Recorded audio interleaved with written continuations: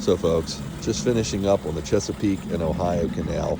We're using my long mushing bar today. We're decorated in Halloween motif because it is Halloween today. We don't have the little Gigi with us today because she's back home with her mama. And it's a good thing because these dogs were barreling today. We actually got in just about 15 miles and we had to double back because this trail's 184.5 miles long. And we got to a point where, of course, we didn't do the whole trail, we did 15 miles. But there was 2 trees down. One we were able to cut away, and we continued on about another mile or so. And then there was another one we couldn't cut away.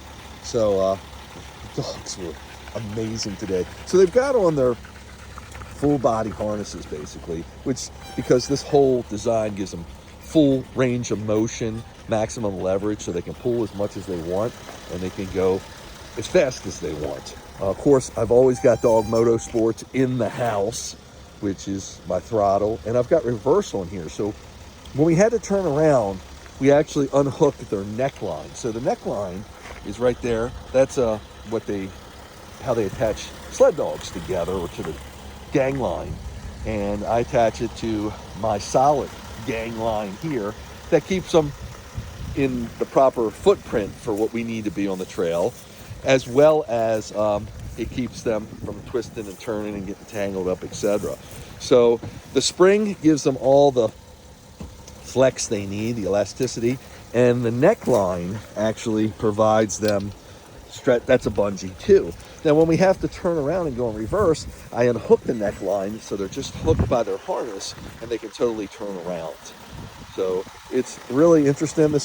Keep in mind, designing this solid bar, and the reason it's a solid bar, because if it was a gang line, like on a traditional sled or on bike joring, other joring sports, you would need a lead dog.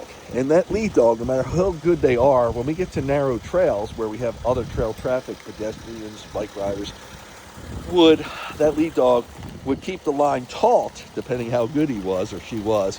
But a lot of times the dogs could get in other people's ways and it wouldn't let us travel the East Coast the way we do to all the different trails.